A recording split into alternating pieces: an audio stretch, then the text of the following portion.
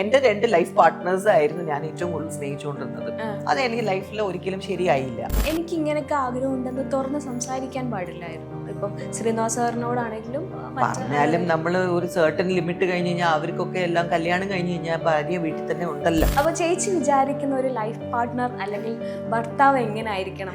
എനിക്ക് ഇന്നും അതിനെക്കുറിച്ച് ആലോചിക്കുമ്പോൾ ഇത് നമ്മുടെ ലൈഫിന്റെ ഒരു സീരിയസ്നെസ് ആയിരുന്നോന്നോ അല്ലെങ്കിൽ നമ്മുടെ റിയൽ ലൈഫിൽ എന്തോ എവിടെയോ ഇമേജ് പോലെ എൻ്റെ മൈൻഡിൽ അതെന്തോ ഒരു സ്വപ്നമായിരുന്നോ എന്ന് വരെ ചിലപ്പോൾ തോന്നാറുണ്ട്. അന്ന് അവരെൻ്റെ അടുത്ത് വന്ന് പറഞ്ഞു അവള് പോയി. നന്നായിട്ട് നിൽക്കുന്ന ഒരു സമയം വിവാഹം കഴിക്കുന്നു. അതും ഭയങ്കര സ്ട്രോങ് ആയിട്ടൊരു ഡിസിഷൻ ആയിരുന്നു, സ്വന്തം ഇഷ്ടത്തിന് കല്യാണം കഴിച്ചു എന്നുള്ളത്. നമ്മൾ എടുക്കുന്ന ചോയ്സ് ആണ് നമ്മുടെ ലൈഫിന്റെ ഒരു ഡിസിഷൻ ആയി മാറുന്നത്. Whether it is good or bad നമ്മൾ ചോയ്സ് എടുക്കുമ്പോൾ നമ്മൾ അറിയില്ല. സോ അവര് പറഞ്ഞതാണ് ഇങ്ങനെ, ശരിക്കും പറഞ്ഞാല് ഇതേപോലെ തന്നെ ആയിരുന്നു. സ്റ്റാർട്ടിങ് ഷി വാസ് ഒരു വെപ്രാളമായിരുന്നു കേട്ടപ്പോ ഇങ്ങനെ പറയുന്നത്. ബട്ട് ലേറ്റർ ഓൺ അവരുടെ സ്ട്രെങ്ത് ആണ് ബാക്കിയുള്ളവരെ നയിച്ചത് എന്ന് പറയുന്നത്. ആ സമയത്ത് പോലും സൈബർ ബുള്ളിങ്, സൈബർ അറ്റാക്ക് നേരിട്ട ഒരു വ്യക്തിയാണ് ചേച്ചി. എനിക്കൊന്ന് കുറേ അനാവശ്യ വിവാദങ്ങളൊക്കെ എഴുതി ഒക്കെ. അപ്പം ഈ വിവാദങ്ങളൊക്കെ എങ്ങനെയാണ് ആ സമയത്ത് ഫേസ് ചെയ്തത്? പിന്നെ അങ്ങനെ ഒരാളുടെ കൂടെ ജീവിച്ചിട്ടും നമുക്ക് കാര്യം. Ultra modern kitchen devices. ഒരു കിച്ചണിൽ വേണ്ട എല്ലാ ലേറ്റസ്റ്റ് ബ്രാൻഡുകളും ഇവിടെയുണ്ട്. ലോകോത്തര ബ്രാൻഡുകൾ, original products, wide range. MyG future. പൂവ് പോലൊരു പുട്ടുണ്ടേ അജ്മിയുടെ പുട്ടും. വിളമ്പാം നല്ല വിശേഷം. അജ്മി സ്റ്റീം മെയ്ഡ് പുട്ടുപൊടി. ഹായ്, ഹലോ, നമസ്കാരം. ഇന്നത്തെ ഗസ്റ്റിന് ഒട്ടും മുഖവരയുടെ ആവശ്യമില്ല, ശാന്തി മാം ആണ്. നമസ്കാരം. നമസ്കാരം. ഓക്കെ, എന്തുണ്ട് വിശേഷം? All fine, thank you. കൊച്ചിയിലേക്ക് മാറി എന്നുള്ളതാണ് ഏറ്റവും പുതിയ വിശേഷം എന്ന് തോന്നുന്നു, അല്ലേ? എന്ത് പറ്റി കൊച്ചിയിലേക്ക് തിരികെ വരാനുള്ളൊരു തീരുമാനം എടുത്തേ? കേരളത്തിനോട് എപ്പോഴും എനിക്ക് ഒരു അടുപ്പം ഉണ്ടായിട്ടുണ്ടല്ലോ പണ്ട് മുതലേ. പക്ഷെ ഇത്തവണ പിള്ളേർക്ക് വേണ്ടിയായിരുന്നു കൂടുതലും ബാംഗ്ലൂരിൽ, ബിക്കോസ് അവിടെ ആയിരുന്നു പഠിച്ചുകൊണ്ടിരുന്നതും. പിന്നെ US പോയിട്ട് ട്രാവലിംഗ് കൂടുതലും അവിടെ നിന്നായിരുന്നു. പിന്നെ ബേസിക്കലി അവിടെ എൻ്റെ സ്വന്തം വീടും ഇല്ലായിരുന്നു. പിന്നെ പിള്ളേർ 2 പേരും US പോയതോടുകൂടി പിന്നെ അവിടെ വേറെ ഒന്നും എനിക്ക് ചെയ്യാനും ഇല്ലായിരുന്നു. So I was also getting board. അപ്പോൾ എൻ്റെ മോസ്റ്റ്ലി വർക്കൊക്കെ ഉണ്ടെങ്കിലും കേരളത്തിലാണല്ലോ. അപ്പോൾ അങ്ങനെ കുറേ ഫ്രണ്ട്സൊക്കെ അവർ പറഞ്ഞു, ശാന്തി വെറുതെ അവിടെ നിൽക്കുന്ന എന്തിനാ, വൈ നോട്ട് കം ഓവർ, കേരളത്തിൽ വരാലോ. നമ്മുടെ ആർട്ടിസ്റ്റും അവരെ അസോസിയേഷൻ നമ്മുടെ ആൾക്കാരും എല്ലാം പറഞ്ഞുകൊണ്ട് എപ്പോഴും ഏതെങ്കിലും സെറ്റിൽ പോകുമ്പോഴൊക്കെ പറയുന്ന ഒരു കാര്യമായിരുന്നു. ചേച്ചി ഇവിടെ ഉണ്ടെങ്കിൽ നമുക്കും എല്ലാം എളുപ്പമാണ്, നമുക്ക് ആക്സസബിൾ ആയിരിക്കും. ചേച്ചി എവിടെയാന്ന് പോലും അറിയില്ല. ചേച്ചി ആരോ US പറയുന്നു, ബാംഗ്ലൂർ പറയുന്നു, ചെന്നൈ പറയുന്നു, എവിടെയാ? ഞാൻ ഇവിടെ തന്നെ ഉണ്ടല്ലോ, ബാംഗ്ലൂർ തന്നെ ഉണ്ടല്ലോ എന്നൊക്കെ പറയുമായിരുന്നു.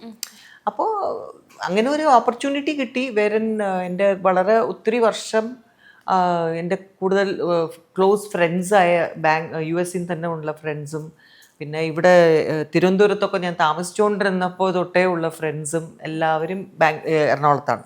സോ അവരെല്ലാവരും കൂടി വിളിച്ചു പറഞ്ഞു. പിന്നെ അവരുടെ വീടിൻ്റെ അടുത്ത് തന്നെ എനിക്കൊരു വീടും കറക്റ്റായിട്ട് വന്നു. എൻ്റെ കൃഷ്ണൻ്റെ അമ്പലത്തിൻ്റെ അടുത്തും കൂടി ആയപ്പോൾ പിന്നെ no one else to tell me don't come. വീടിന്റെ പേരും കൃഷ്ണാലയം, ശ്രീകൃഷ്ണം. ശ്രീകൃഷ്ണം. കാരണം ശ്രീകൃഷ്ണം ഞാൻ തന്നെ ഇട്ട ഒരു പേരാണ്. എന്ന് വെച്ചാൽ അമ്മ പറയായിരുന്നു, ഞാൻ ചുമ്മാ അമ്മയുടെ അടുത്ത് ചോദിച്ചു, അമ്മ വീട്ടു പേരിടണം, എന്ത് പേരിടണം? അപ്പം അമ്മ പറഞ്ഞു SK വരാവുന്ന രീതിയിൽ നീ എന്തെങ്കിലും ഇട്ടോ എന്ന് പറഞ്ഞു. Which is true. കാരണം എന്ന് വെച്ചാൽ അമ്മയുടെ പേര് ശാരദാ കൃഷ്ണൻ എന്നാണ്, വിച്ച് ഇസ് SK. അച്ഛൻ ഓഫ് കോഴ്സ് കൃഷ്ണൻ. പിന്നെ എൻ്റെ ഏറ്റവും മൂത്ത ഏട്ടൻ്റെ പേര് ശ്രീരാം കൃഷ്ണൻ, അതും SK. പിന്നെ സുരേഷ് കൃഷ്ണ, അത് SK. സതീഷ് കൃഷ്ണ SK, ശാന്തി കൃഷ്ണ SK. സോ അങ്ങനെ SK വരുന്ന ബേസിക്കലി ഒരു ഫുൾ കുടുംബത്തിൻ്റെ ഒരു മെയിൻ പേര് പോലെ. അപ്പം ഞാനിങ്ങനെ ഒരു ദിവസം കാറിൽ പോകുമ്പോൾ ഇങ്ങനെ ആലോചിച്ചു എന്താ ചെയ്യുന്നത്.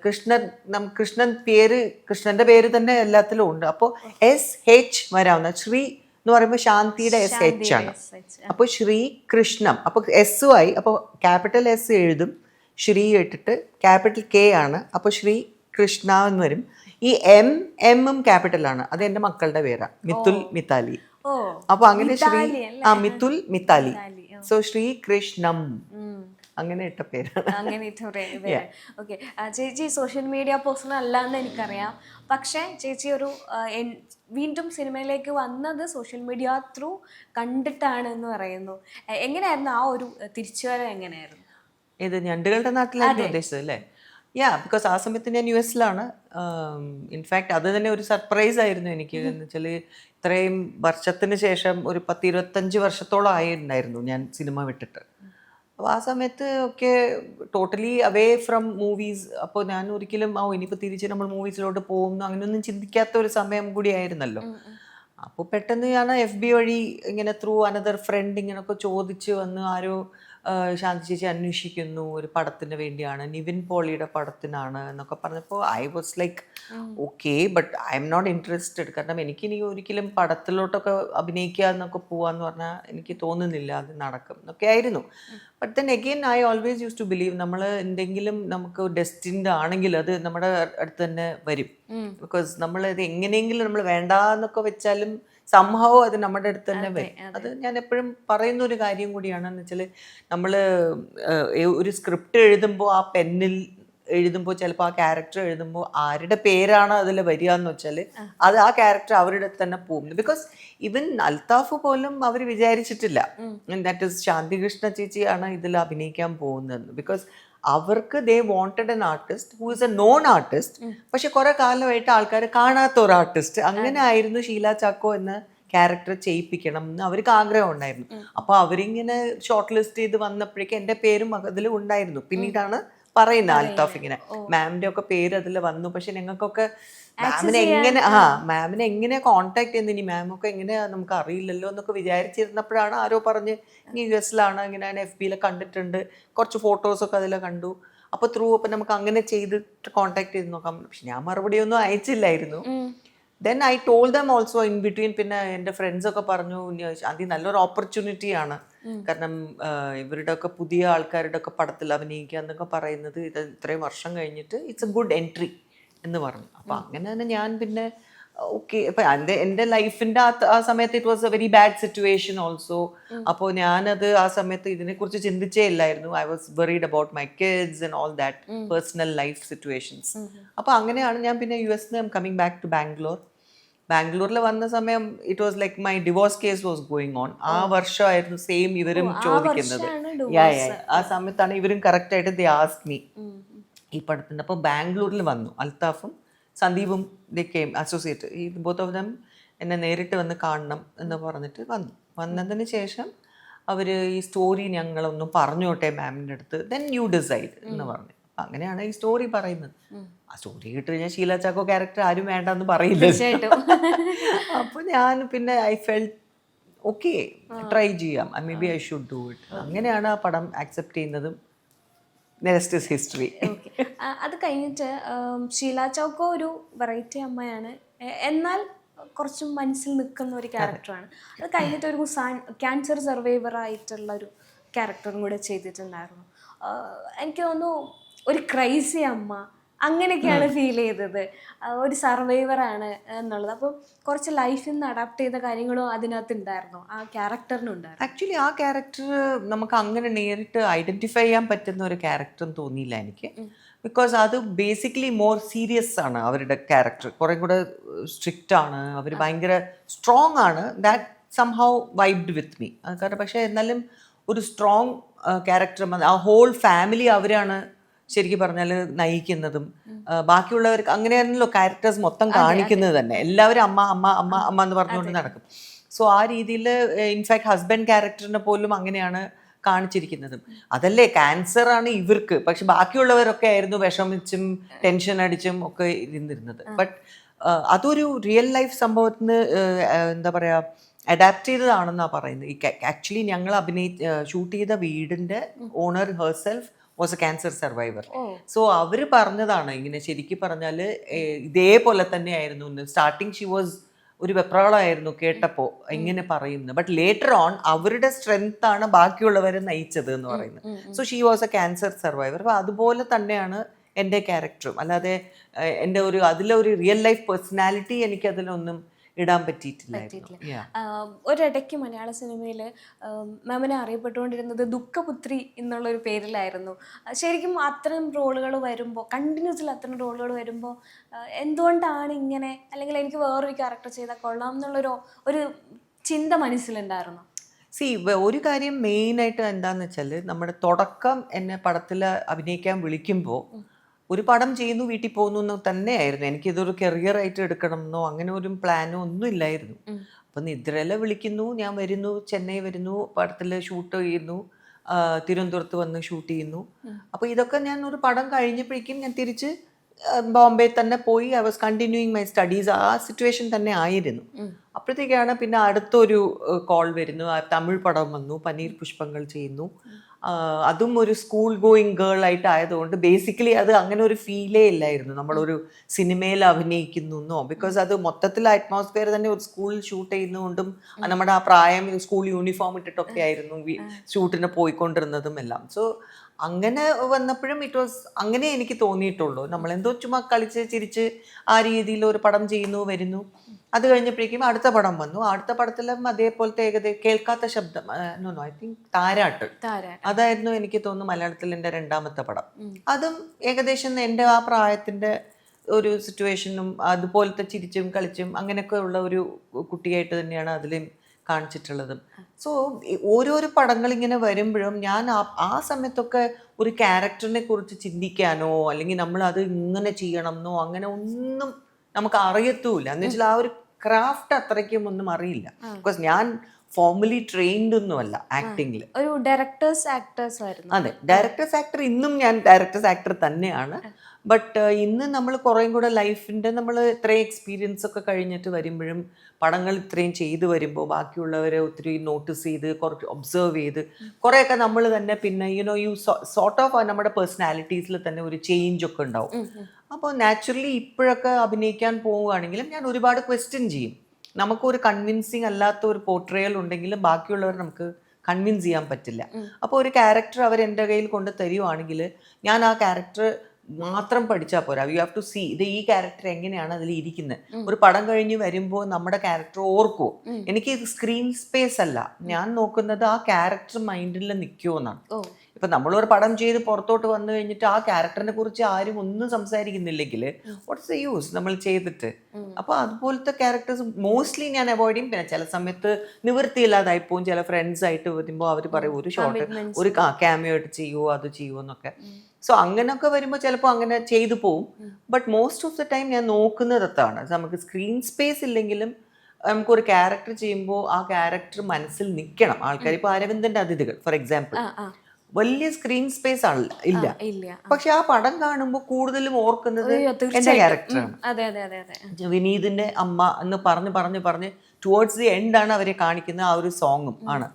പക്ഷെ ആ ഇമ്പാക്ട് ഇന്നും ആൾക്കാർക്കുണ്ട്. തീർച്ചയായിട്ടും അതിൽ വരുന്ന മോനെ വിട്ടിട്ട് പോകുമ്പോൾ ഉള്ള ഒരു തിരിഞ്ഞു നോട്ടം ഉണ്ടല്ലോ, അത് മനസ്സിനുള്ളിലേക്കാണ് വരുന്നത്. അപ്പൊ അത്രയും ഡെപ്ത് ഉള്ള ക്യാരക്ടർ. പിന്നെ ശരിക്കും അതുപോലെ തന്നെ ഇപ്പം കഥകൾ ആ സമയത്തൊക്കെ കഥകൾ കേൾക്കുന്ന ആരായിരുന്നു? ചേച്ചി തന്നെ കേൾക്കും? അമ്മയും കേൾക്കും. കാരണം അമ്മ വാസ് ഓൾവേസ് വിത്ത് മീ. ആ സമയത്ത് എപ്പോഴും അമ്മയാണ് എൻ്റെ കൂടെ വന്നുകൊണ്ടിരുന്നതും. അപ്പോൾ ഒരു കഥ പറയുമ്പോഴും അവർ നമുക്ക്, അതായത് അന്നത്തെ പീരിയഡിൽ ഒരു ഹാൻഡ്ഫുൾ ഓഫ് ആർട്ടിസ്റ്റ്സ് ആയിരുന്നു ഞങ്ങൾ ഹീറോയിൻസ്. അപ്പോൾ ഒരു പടം ചെയ്യുമ്പോൾ അല്ലെങ്കിൽ അവർ എഴുതുമ്പോൾ ഓൾറെഡി അവരുടെ മൈൻഡിൽ ഫിക്സ്ഡ് ആയിരിക്കും ഈ ക്യാരക്ടർ ആരാ ചെയ്യുന്നതെന്ന്. അപ്പോൾ നമ്മുടെ അടുത്ത് വരുമ്പോൾ മോസ്റ്റ്ലി നമുക്ക് ഇഷ്ടപ്പെടുന്ന ഒരു ക്യാരക്ടർ തന്നെ ആയിരിക്കും. കാരണം നമ്മൾ ചെയ്യുന്ന ഏകദേശം ആ ടൈപ്പ് ക്യാരക്ടേഴ്സ് ആയിരുന്നല്ലോ. അപ്പോൾ അതുകൊണ്ട് നമുക്കത് ഇല്ല അത് കൊള്ളൂല എന്നോ അല്ലെങ്കിൽ ഇങ്ങനെ ഇല്ല എന്നോ അങ്ങനെ ഒന്നും പറയാനുള്ളൊരു ഓപ്പർച്യൂണിറ്റി ഇല്ല അവിടെ. പിന്നെ അന്നത്തെ ഡയറക്ടേഴ്സ് എന്നൊക്കെ പറയുമ്പോൾ നമ്മൾ ഭരതേട്ടനാണ് എന്നെ ഇൻട്രൊഡ്യൂസ് ചെയ്തത്. ഭരതേട്ടൻ്റെ 2 പടം ഞാൻ മലയാളത്തിൽ ചെയ്തു, ഒരു തെലുങ്ക് പടം ചെയ്തു ഭരതേട്ടൻ്റെ തന്നെ. സോ പിന്നെ പപ്പേട്ടൻ്റെ ആയിരുന്നു ഒരു സ്ക്രിപ്റ്റ്. പക്ഷെ പപ്പേട്ടൻ്റെ കൂടെ എനിക്ക് ആസ് എ ഡയറക്ടർ വർക്ക് ചെയ്യാൻ പറ്റിയില്ല എന്നേ ഉള്ളൂ. ഈണം എന്നൊരു പടം ഉണ്ടായിരുന്നു, അത് പപ്പേട്ടൻ്റെ സ്ക്രിപ്റ്റ് ആയിരുന്നു, ഭരതേട്ടനായിരുന്നു ഡയറക്ടർ. സോ അങ്ങനെ ഈ ലെജൻഡറി ആയ ഇന്നത്തെ നമ്മൾ അന്ന് ക്ലാസിക് പടങ്ങൾ എടുക്കുന്ന ഡയറക്ടേഴ്സിന്റെ പടങ്ങളാണ് ഞാൻ ചെയ്തിട്ടുള്ളത്. സോ എനിക്ക് തോന്നുന്നേ ഇപ്പോൾ ആലോചിക്കുമ്പോൾ എനിക്ക് I M feel very lucky. കാരണം അങ്ങനത്തെ പടങ്ങൾ ഇന്നും ആൾക്കാർ 80s ആ പടങ്ങളുടെ ക്യാരക്ടേഴ്സ് ഓർക്കുന്നു, ആ പാട്ട് കേൾക്കുന്നു. അപ്പൊ അതുകൊണ്ട് നമുക്ക് അറിയാം നമ്മൾ ചെയ്ത പിന്നെ എല്ലാം. സോ ആ ഒരു ഇമ്പാക്റ്റ് നമുക്ക് ഇന്നത്തെ പടങ്ങൾ ചില സമയത്ത് നമ്മൾ ഓർക്കൂല. So that way I was very lucky. So എനിക്ക് തോന്നുന്നത് അത് അങ്ങനെ വന്നു എന്നല്ലാതെ ഒന്നും പ്ലാൻ ചെയ്തോ അല്ലെങ്കിൽ നമ്മൾ ഇങ്ങനത്തെ ക്യാരക്ടേഴ്സ് ചെയ്തിരുന്നെങ്കിലോ എന്നൊരു ചോദ്യം ഇല്ല അവിടെ. അന്ന് ഞാൻ ചെയ്തിട്ടുള്ള ചില്ല്, ഇതിനങ്ങളുടെ കഥ എന്നൊക്കെ പറഞ്ഞ നിദ്ര എന്നൊക്കെ പറയുന്ന ക്യാരക്ടേഴ്സേ ഇന്ന് ആൾക്കാർ ഓർക്കുന്നുണ്ട്, എൻ്റെ മൈൻഡിലും നിൽക്കുന്ന ക്യാരക്ടേഴ്സാണ്. So it was suitable for me ആ സമയത്ത്. ഓക്കെ, നിദ്ര ഫസ്റ്റ് പടം ആണെന്ന് ആർക്കും പറയാം, അങ്ങനെ തോന്നില്ല ആക്ടിങ് കാണുമ്പോൾ. നിദ്ര കുറച്ചും കൂടെ ആളുകളിൽ എത്തിയിരുന്നെങ്കിൽ കരിയർ വേറൊരു ലെവലിലേക്ക് പോകും എന്ന് ചിന്തിച്ചിട്ടുണ്ടായിരുന്നു? ഇല്ല, ഞാൻ പറഞ്ഞില്ലേ, ഐ ഹാഡ് നോ ആബ്സല്യൂട്ട്ലി അങ്ങനത്തെ ചിന്തയേ ഇല്ലാതെ. I was like very typical 17-year-old ആയിരുന്നു ഞാൻ ആ സമയത്തൊക്കെ. അഭിനയിക്കാൻ വരുന്നു, അഭിനയിക്കാൻ പോകുന്നു. അപ്പം നമുക്ക് വേറെ ഒന്നും ചെയ്യാനില്ല. എനിക്ക് ആ ഭാഷയൊക്കെ മര്യാദയ്ക്ക് ഒന്നും അറിയില്ലായിരുന്നു. I use to write it down in English. എന്നിട്ട് തലേ ദിവസം നമ്മൾ ബൈഹാർട്ട് ചെയ്യുക, ഡയലോഗ്സ് അങ്ങനെയൊക്കെ പറ്റുള്ളൂ. തമിഴായിരുന്നു കൂടുതലും. തമിഴായിരുന്നു വീട്ടിലൊക്കെ നിങ്ങൾ സംസാരിക്കാൻ തമിഴല്ലേ. പിന്നെ അമ്മയ്ക്കൊക്കെ മലയാളം അറിയായിരുന്നു, ബിക്കോസ് അമ്മ കാഞ്ഞങ്ങാട് പഠിച്ചതാണ് എല്ലാം. അമ്മ അവിടെ തന്നെ ജനിച്ചു വളർന്നൊക്കെ ആയതുകൊണ്ട് അമ്മയ്ക്ക് മലയാളം അറിയാം. അപ്പോൾ മലയാളം അമ്മയ്ക്ക് എഴുതാനും വായിക്കാനും ഒക്കെ അറിയാം. അപ്പോൾ ഈ എൻ്റെ ഇൻ്റർവ്യൂസോ എന്തെങ്കിലുമൊക്കെ വരുവാണെങ്കിൽ she use to read it for me. അച്ഛന് പിന്നെ കുവൈറ്റിലൊക്കെ ജോലി ആയതുകൊണ്ട് കുറേ മലയാളി ഫ്രണ്ട്സ് ഉണ്ടായിരുന്നു. അപ്പോൾ അച്ഛനും മലയാളം സംസാരിക്കുന്നു. പാലക്കാടാണ് അച്ഛൻ്റെ നാടും ഒക്കെ. അതല്ലാതെ ഞങ്ങൾ ബ്രദേഴ്സിനും എനിക്കും ഒന്നും we had no influence. Malayalam അറിയില്ല, കേൾക്കുമ്പോൾ മലയാളമാണെന്ന് അറിയാമെന്നല്ലാതെ we couldn't speak or anything. അപ്പോൾ അതുകൊണ്ട് സ്റ്റാർട്ടിങ്ങിലൊക്കെ ഞാൻ വളരെ ക്വയറ്റും സംസാരിക്കാൻ അങ്ങനെ ഡയലോഗ്സ് മാത്രം ചെയ്യുക, നമ്മൾ അഭിനയിക്കുക, പോവുക, അല്ലെങ്കിൽ ഒരു ബുക്ക് വായിച്ചുകൊണ്ടിരിക്കുക. അപ്പോൾ ഫോണൊന്നും ഇല്ലല്ലോ. അപ്പം നമ്മളൊരു ബുക്ക് വായിച്ചുകൊണ്ടിരിക്കും, അല്ലെങ്കിൽ പിന്നെ എക്സാം ആണെന്ന് പറഞ്ഞാൽ അതിനെ പഠിച്ചുകൊണ്ടിരിക്കും. So it use to be like that. So എൻ്റെ വേറൊരു ടോട്ടൽ പിന്നെ അയ്യോ ഇത് കഴിഞ്ഞ് വേറൊരു പടം നമ്മൾ ചെയ്തില്ലെങ്കിൽ നമ്മൾ ഇങ്ങനെ സംഭവിക്കുമോ, എങ്കിൽ അങ്ങനെ ഒന്നും ചിന്തിച്ചിട്ടേ ഇല്ല. ഇത് കഴിഞ്ഞാൽ പോയി അത്രേ ഉള്ളൂ. It was nothing like that at all. അതാരും വിശ്വസിക്കില്ല. പെട്ടെന്ന് ആ സമയത്തൊന്ന് ആലോചിച്ചു നോക്കി, 81 വന്നു, 84 I got married and went. അതാരും ചിന്തിച്ചു അങ്ങനെ ചെയ്യും. പക്ഷേ 7 year ഉള്ളപ്പോഴാണ് ശരിക്കും വരുന്നതെന്ന് ഞാൻ കേട്ടിട്ടുണ്ട്. ഡാൻസിലാണ് ആദ്യമേ വന്നത്. അതായത് 7 വയസ്സുള്ളപ്പോ സ്കോളർഷിപ്പ് സ്റ്റുഡന്റ് ആയിരുന്നു ഞാൻ ഡാൻസിന്. So government of India scholarships ഒക്കെ വന്ന് കിട്ടിയപ്പോൾ ആ സമയത്ത് articles had come in Tamil daily paper. അത് കണ്ടിട്ടാണ് ഭരതേട്ടൻ, എൻ്റെ ചേട്ടന് അപ്പോൾ KB സാറിൻ്റെ അസോസിയേറ്റ് ആയിരുന്ന സമയത്തായിരുന്നു. So somehow they came to know that സുരേഷിന് സിസ്റ്റർ ആണെന്നും ഞാൻ മുംബൈയിലാണെന്നും. അപ്പം അങ്ങനെ അന്വേഷിച്ച് വന്നപ്പോൾ ചേട്ടൻ എന്നെ വിളിച്ച് ചോദിക്കുന്നു, നീ അഭിനയിക്കുന്നു എന്നൊക്കെ എന്നൊക്കെ പറഞ്ഞിട്ട് ഞാൻ സ്റ്റൈലായിട്ട് അഭിനയിക്കാനൊക്കെ വരുന്നതും. That was my introduction. 17ാമത്തെ വയസ്സിൽ വിവാഹം, അതും സ്വന്തം ഇഷ്ടത്തിൽ. 17 വിവാഹം കഴിച്ചില്ല, 19. Oh sorry, I came into movies when I was about 17 or so. 19ാമത്തെ വയസ്സിൽ വിവാഹം, പിന്നെ ഒരു ഇൻഡസ്ട്രിയിൽ നിന്ന് ഗ്യാപ്പ് എടുത്തു, വീണ്ടും ഒരു ഗ്യാപ്പ് ആയിപ്പോയി. അത് മീൻസ് എന്തുകൊണ്ടായിരിക്കും 17ാമത്തെ നന്നായിട്ട് നിൽക്കുന്ന ഒരു സമയം വിവാഹം കഴിക്കുന്നു? അതും ഭയങ്കര സ്ട്രോങ് ആയിട്ടൊരു ഡിസിഷൻ ആയിരുന്നു, സ്വന്തം ഇഷ്ടത്തിന് കല്യാണം കഴിച്ചു എന്നുള്ളത്. അപ്പം ആ ഡിസിഷൻ എന്തുകൊണ്ടാണ്? വീട്ടുകാർ ഒരു 3 ആങ്ങളമാർക്ക് ഒരു പെങ്ങൾ, അത്രയും പാമ്പറിങ് ആയിട്ടുള്ള ഫാമിലി, അപ്പോൾ അവരെയൊക്കെ എതിർത്ത് കല്യാണം കഴിക്കുന്നു, ഏറ്റവും തിളങ്ങി നിൽക്കുന്ന കരിയറിൽ നിന്ന് ബ്രേക്ക് എടുക്കുന്നു. അപ്പം ആ തീരുമാനങ്ങളൊക്കെ ഭയങ്കര സ്ട്രോങ് ആയിരുന്നു. പക്ഷെ അത് പിന്നീട് സക്സസ്സിലേക്ക് എത്താൻ പറ്റാത്ത വരുമ്പോണ്ടൊരു മാനസിക സംഘർഷം ഉണ്ടല്ലോ. എങ്ങനെയായിരുന്നു ഇതിനെയൊക്കെ ഒന്ന് മാനേജ് ചെയ്തതും അതൊക്കെ എങ്ങനെ കവർ ചെയ്തു അതിലേക്ക്? അന്നത്തെ പ്രായം എന്ന് പറഞ്ഞാല് ഇന്നത്തെ പിള്ളേരിനെ പോലെ ബുദ്ധിയുള്ള ഒരു സിറ്റുവേഷൻ അല്ലായിരുന്നു എന്ന് പറയാം. May be because I made a lot of wrong decisions. എൻ്റെ ഒരു stubborn nature അങ്ങനെയായിരുന്നു. എനിക്കത് വേണമെങ്കിൽ എനിക്കത് വേണം. So I was always stubborn. ഇപ്പോൾ അമ്മയും ഒക്കെ ആര് പറഞ്ഞാലും ഐ യൂസ് ടു ബി അത് വേണമെങ്കിൽ വേണം. ഒരു എന്താ പറയുക, നമുക്ക് ആ സീരിയസ്നെസ് മേ ബി ആ പ്രായത്തിൽ ഐ നെവർ അണ്ടർസ്റ്റുഡ്. നമുക്കൊരു എന്താ പറയുക, ആസ് എ ടീനേജർ കുറേ യു ഫീൽ നമുക്ക് ഫാരി ടെയിൽ ആണ് ലൈഫിൻ്റെ ഒരു സീരിയസ്നെസ് ഒന്നും മനസ്സിലാക്കാനുള്ള ഒരു ആക്ച്വലി നോക്കുവാണെങ്കിൽ പ്രായമൊന്നും ആയിട്ടില്ല. ബിക്കോസ് ഇന്നത്തെ കാലത്ത് വി കനോട്ട് ഈവൻ ഇമാജിൻ ഒരു 20 വയസ്സ് 21 വയസ്സിലൊക്കെ ആരെങ്കിലും ഒക്കെ പെണ്ണുങ്ങൾ കല്യാണം കഴിക്കുന്നത്. എന്റെ മോളും ഇപ്പോൾ ഷീസ് 21. അപ്പൊ അവളും ഒരിക്കലും ഇപ്പൊ കല്യാണത്തിനെ കുറിച്ചോ അല്ലെങ്കിൽ അങ്ങനൊന്നും ചിന്തിക്കില്ല. മാത്രമല്ല ഇപ്പോൾ അവർക്ക് അനലൈസ് ചെയ്യാനും അവരുടെ ലൈഫിൽ അവർക്ക് എന്താ വേണ്ടതെന്ന് കറക്റ്റായിട്ട് അവർക്ക് മനസ്സിലാക്കാനും ഡിസൈഡ് ചെയ്യാനും they know how to do it. അന്നൊക്കെ I use to think mostly from my heart. അതായത് നമ്മൾ ലവ് ചെയ്ത് ലവ് അതാണ് എല്ലാം. അപ്പം നമ്മൾ ഇയാൾ തന്നെ നമുക്ക് കല്യാണം കഴിക്കണം, അപ്പോൾ ഇയാൾ കല്യാണം കഴിച്ച് കഴിഞ്ഞാൽ നമ്മളിങ്ങനെ will have our own life. അപ്പം നമ്മൾ പിന്നെ വേറൊരു ലോകത്തിലോട്ട് അങ്ങ് പോയി. I was like I think earlier also ഞാൻ ഒരു ഇന്റർവ്യൂവിൽ പറഞ്ഞു എങ്ങനെയാണ് മടത്തുംപടി എന്നൊരു സ്ഥലത്ത് പോയി താമസിച്ചത്. കുഗ്രാമമായിരുന്നു, but it was a lovely house. അപ്പോൾ ആ ഒരു അറ്റ്മോസ്ഫിയറിലൊക്കെ ഞാൻ എങ്ങനെ പെട്ടെന്ന് കയറി എല്ലാം അഡാപ്റ്റ് ചെയ്തു. അപ്പോൾ അതൊരു വേറൊരു ലൈഫ് സ്റ്റൈലായിരുന്നു എനിക്ക് totally. I was very happy ഒക്കെ. അപ്പോൾ ഞാൻ പറഞ്ഞില്ല, എനിക്ക് ഇന്നും അതിനെക്കുറിച്ച് ആലോചിക്കുമ്പോൾ ഇത് നമ്മുടെ ലൈഫിന്റെ ഒരു സീരിയസ്നെസ് ആയിരുന്നു എന്നോ അല്ലെങ്കിൽ നമ്മുടെ റിയൽ ലൈഫിൽ ഇത് എന്തോ എവിടെയോ ഇമേജ് പോലെ എൻ്റെ മൈൻഡിൽ അതെന്തോ ഒരു സ്വപ്നമായിരുന്നോ എന്ന് വരെ ചിലപ്പോൾ തോന്നാറുണ്ട്. ബിക്കോസ് ഐ ഡോണ്ട് നോ, ഇപ്പോഴും അതൊരു impact it's not going into me എന്ന് തന്നെ പറയാം. ഐ ഡോണ്ട് നോ, സംഹൗ ലൈഫിന്റെ ഓരോരോ ഘട്ടങ്ങൾ വരുമ്പോൾ നമ്മൾ അറിയാതെ നമ്മുടെ മൈൻഡിലത്തെ പല എവറി പേഴ്സൺ ഇസ് ഡിഫറെൻറ്റ് അല്ലേ, ഒരു ഹ്യൂമൻ ബീങ് ഇസ് ഡിഫറെൻറ്റ്. അപ്പോൾ അവർ ഓരോരോ സിറ്റുവേഷൻ കൈകാര്യം ചെയ്യുന്നതിൽ വ്യത്യാസം ഉണ്ടാവും. അപ്പം ഞാനൊന്നും അങ്ങനെ കൂടുതൽ ഞാൻ ചിന്തിച്ചില്ല എന്ന് എനിക്ക് തോന്നുന്നത്. ബിക്കോസ് പല പല സ്ഥലത്ത് I have been strong somehow. പക്ഷെ അതിൽ ആ സ്ട്രോങ് നമ്മൾ കാണിച്ചാലും എവിടെയോ നമ്മുടെ മൈൻഡിലോ എവിടെയോ ഒരു പോരൽ ഉണ്ട്. സോ ബിക്കോസ് ഓഫ് ദാറ്റ് ചില സമയത്ത് നമ്മൾ ഈ ബോഡി നമ്മുടെ മൈൻഡ് നമുക്ക് ഒരു പ്രൊട്ടക്ഷൻ തരും എന്ന് പറയില്ലേ. I don't know whether you understand that. Actually it is like that.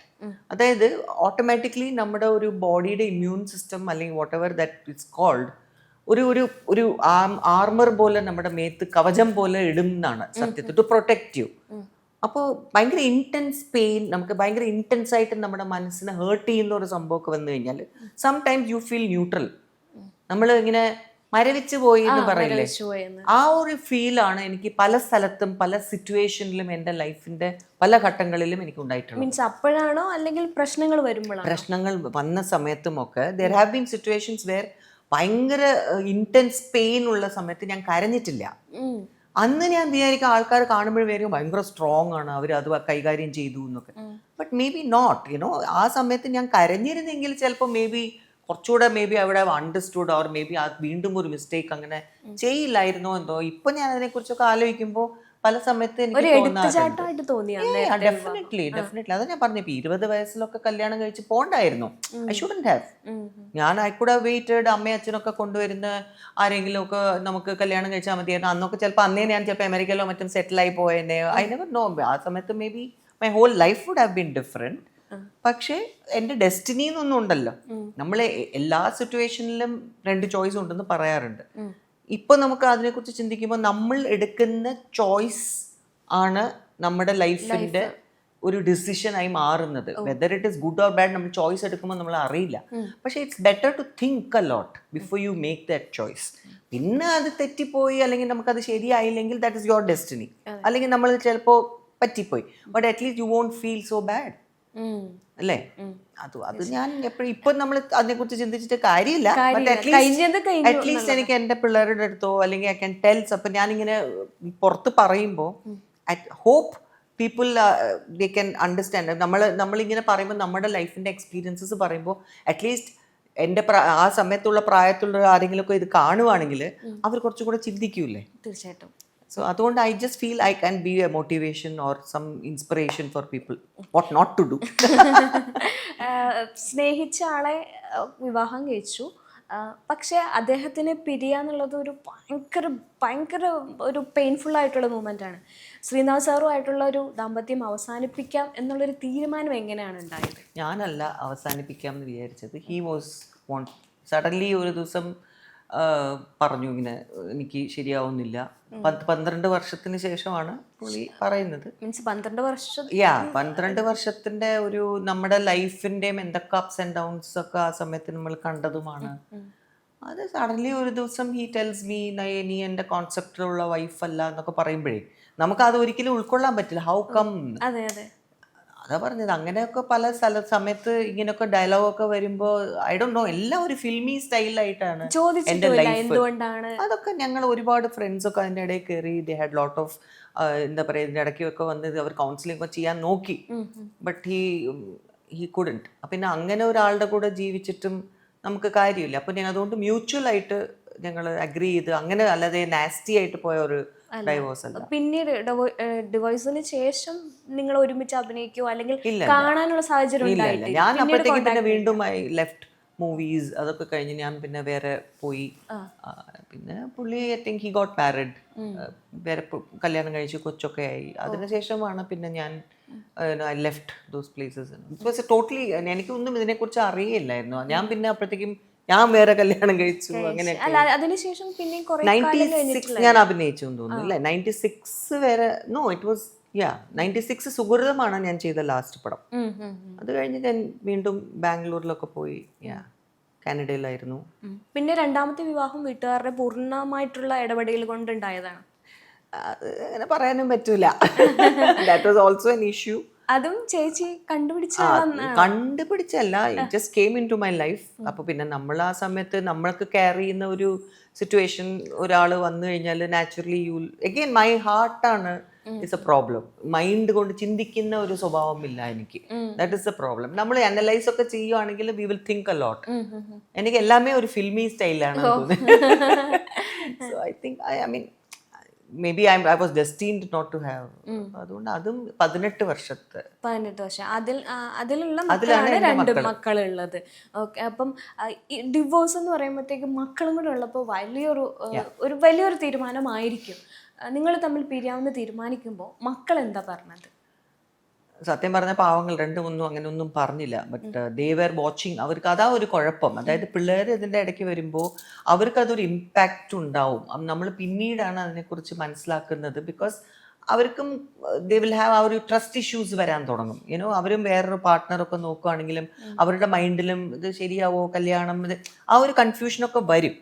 അതൊക്കെ പേടിയുണ്ടാവും. യുനോ ബട്ട് ഞാൻ പിന്നെ അവരുടെ കൂടെ കൂടുതലും ഒരു ഫ്രണ്ട് പോലെയാണ്. അപ്പോൾ പിള്ളേർ എൻ്റെ അടുത്ത് they still have contact with their father. അപ്പോൾ അതുകൊണ്ട് ഞാനായിട്ട് അവരായിട്ട് ഒന്നും സ്റ്റോപ്പ് ഒന്നും ചെയ്തിട്ടില്ല. they are mature enough. അവർക്ക് മനസ്സിലാക്കാൻ പറ്റും എന്തൊക്കെ സംഭവിച്ചിട്ടുണ്ട്, ആരാണ് തെറ്റ്, ആരാണിത്, എല്ലാം they are very very matured. ആ രീതിയിലൊക്കെ മനസ്സിലാക്കുന്ന പ്രായവുമായി. അപ്പോൾ അതുകൊണ്ട് ഞാൻ അതൊക്കെ ഒരിക്കലും ഇടപെടാറില്ല. ഞാൻ ഇൻഫാക്ട് ആസ് എ മദർ പോലും എൻ്റെ അമ്മയച്ഛനും ഒരുപാട് കാര്യത്തിൽ ഞങ്ങളുടെ ഇങ്ങനെ ഫോഴ്സ് ഒന്നും ചെയ്യിപ്പിച്ചിട്ടൊന്നുമില്ല. They had given us that freedom. അതുപോലെ തന്നെ എൻ്റെ മക്കൾക്ക്. അപ്പോൾ അതുകൊണ്ട് അവർ ഇൻഡിവിജ്വൽ ആയിട്ട് ചിന്തിക്കാനുള്ള കഴിവ് അവർക്ക് ഉണ്ട്. അപ്പോൾ both of them are very matured. ഞാനൊന്നും അല്ല. മെച്യൂരിറ്റി എന്ന് പറഞ്ഞാൽ അവരാണ് ഇപ്പോൾ ശരിക്കും മെച്ചുവേർഡ് മോർ ദൻ മീ. അപ്പൊ അവര് എന്തെങ്കിലും എനിക്ക് വിഷമം ഉണ്ടെങ്കിൽ പോലും ഞാൻ അവരെ വിളിച്ചിട്ടാണ് ആദ്യം കാര്യം പറയുക. അപ്പൊ രണ്ടുപേരും ദേ അഡ്വൈസ് മീ. സത്യം പറഞ്ഞാല് അമ്മ റിലാക്സ് ചെയ്യേ, അമ്മ എന്തിനാ ഇത് കൂടുതൽ ചിന്തിക്കുന്നത്, you are strong enough think like that. അപ്പൊ അങ്ങനെ പറയുമ്പോൾ കേൾക്കുമ്പോൾ പിന്നെ എനിക്കൊരു സമാധാനമാണ്. സോ അവരാണ് എൻ്റെ ഇപ്പോൾ എല്ലാം. പ്രശ്നങ്ങളിൽ കരയാതിരിക്കുക ഇന്റൻഷനലി ചെയ്യണതാണോ? അല്ല, അങ്ങനെയാണ്. അങ്ങനെ ചിലപ്പോൾ എനിക്ക് പേടി തോന്നാറുണ്ട്. പീപ്പിൾ മൈറ്റ് തിങ്ക് ഇതെന്താ ഇവർക്ക് ഒരു വികാരവും ഇല്ല, ഒരു ഫീലിംഗ് ഇല്ല എന്നൊക്കെ തോന്നിയിട്ടുണ്ടോ. കാരണം ഏതെങ്കിലും മരണ വീട്ടിലൊക്കെ പോയി കഴിഞ്ഞാൽ നമുക്ക് വിഷമം ഇല്ലെങ്കിൽ ഐ യൂസ് ടു തിങ്ക് എൻ്റെ എക്സ് ഫാദറിലൊക്കെ മരിച്ച സമയത്ത് ആ സമയത്ത് എനിക്ക് പെട്ടെന്ന് എനിക്ക് തോന്നിയത് അയ്യോ എനിക്ക് കരച്ചിൽ വരുന്നില്ലല്ലോ. സോ ആരെങ്കിലും കണ്ടാ എന്താ വിചാരിക്കുക അല്ലേ, ഇവരെന്തോ ഇങ്ങനൊരു എന്തൊരു ഇത്. പക്ഷേ I don't know, I think ആ സമയത്ത് because I was very attached to him. അതായത് ശ്രീനാഥിന്റെ അച്ഛനായി ആ സമയത്ത് 2 എക്സ് ഫാദർ ഇൻ ലോസും എൻ്റെ വളരെ ക്ലോസ് ആയിരുന്നു. Both of them use to love me a lot. അപ്പോൾ ഫസ്റ്റ് ശ്രീനാഥിന്റെ അച്ഛൻ മരിച്ച സമയത്താണ് എനിക്ക് ഈ ഫീലിംഗ് വന്നത്. പക്ഷെ അച്ഛൻ ഭയങ്കര എനിക്ക് he use to be my big support. അപ്പോൾ എനിക്ക് അതുകൊണ്ട് അച്ഛൻ്റെ ബോഡിയൊക്കെ കാണുമ്പോൾ എനിക്ക് അപ്പോൾ ഐ ഡോണ്ട് നോ പൊട്ടിക്കരഞ്ഞു പോയി. So it just happen. അല്ലാതെ നമ്മളായിട്ട് നമ്മളിങ്ങനെ ഇരിക്കണം, കരയാൻ പാടില്ല എന്നല്ല. ദർ ആർ സിറ്റുവേഷൻസ് നമ്മൾ എന്തിനാ വെറുതെ ചിലപ്പോൾ ചില പടങ്ങൾ കാണുമ്പോഴേ ഞാൻ ഒറ്റയ്ക്ക് കാണുമ്പോൾ ഞാൻ അങ്ങനെ വിങ്ങി വിങ്ങി വിങ്ങി വിങ്ങി കരയും. ഏനോ ഈവൻ ദോ യു നോ നമ്മളത് സിനിമയാണെന്നും ക്യാമറയുടെ മുമ്പിൽ അഭിനയിക്കുന്നതാണെന്നും എല്ലാം അറിയാമെങ്കിൽ പോലും നമ്മൾ ഏതെങ്കിലും പടങ്ങളൊക്കെ അത് cinema even if it is നമ്മുടെ മലയാള സിനിമയോ അല്ലെങ്കിൽ ഇംഗ്ലീഷ് പടമോ എന്താണെങ്കിലും എനിക്കത് കാണാൻ ഇഷ്ടമാണ് അങ്ങനത്തെ പടങ്ങൾ. പക്ഷെ അത് കാണുമ്പോൾ ചിലപ്പോൾ നമ്മൾ ഭയങ്കരമായിട്ട് അപ്പോൾ മേ ബി ഞാൻ ചിന്തിക്കും നമ്മുടെ മൈൻഡിലുള്ള ഈ കരച്ചിലൊക്കെ അടക്കി വെച്ചിരുന്ന സമയത്ത് ഇതെല്ലാം കൂടി ഇതിലേക്കൂടി വരുന്നുണ്ടോ നമുക്കറിയില്ല. സി അപ്പം അങ്ങനെയൊക്കെ നമ്മൾ ചിന്തിക്കുകയാണെങ്കിൽ എവറിബഡി ഈസ് ഡിഫറെൻറ്റ്. അങ്ങനെ ഓരോരോ സിറ്റുവേഷൻ കൈകാര്യം ചെയ്യുന്ന ആൾക്കാർ എല്ലാവരും ഡിഫറെൻ്റ് ആയിരിക്കും. അല്ലാതെ ഒരേപോലെ തന്നെ എല്ലാവരും ഉണ്ടാവും. ഒരു സിറ്റുവേഷനിൽ ഇവർ കരയാണെങ്കിൽ ഇവരും കരയും എന്ന് പറയാൻ പറ്റൂല. ബട്ട് എനിക്ക് അതാ ഞാൻ പറഞ്ഞു, എൻ്റെ ആദ്യത്തെ കുട്ടി മരിച്ച സമയത്ത് ആണ് ഫസ്റ്റ് ആൻഡ് ഫോർമോസ്റ്റ് എനിക്ക് ഒരു ഫീലിംഗും ഇല്ലാതെ ഒരു ഇത് വന്നത്. ഒരു അന്ന് അവർ എൻ്റെ അടുത്ത് വന്ന് പറഞ്ഞു അവള് പോയി എന്ന്, പെങ്കൊച്ചായിരുന്നു. അപ്പൊ എൻ്റെ അടുത്ത് പറഞ്ഞു അല്ല അത് ശ്രീനാഥിന്റെ ആ സമയത്തായിരുന്നു. സോ ആ സമയത്ത് വന്നിട്ട് എൻ്റെ അടുത്ത് എൻ്റെ ചേട്ടത്തെയും ഒക്കെ അവർ വന്നിട്ട് പറഞ്ഞു മോളെ. അത് എത്രാമത്തെ വയസ്സിലായിരുന്നു എൻ്റെയോ? I think I was about 25-26 ആ സമയത്ത്. അത് കഴിഞ്ഞിട്ടാണ് ഞാൻ നയം വ്യക്തമാക്കുന്നത് അഭിനയിക്കാൻ വരുന്നത്. It was in the 90s, 80s, towards 90. ആ സമയത്ത് അതായിരുന്നു സിറ്റുവേഷൻ. വേറെ ഐ വാസ് ലൈക്ക് 18 മണിക്കൂറാണ്.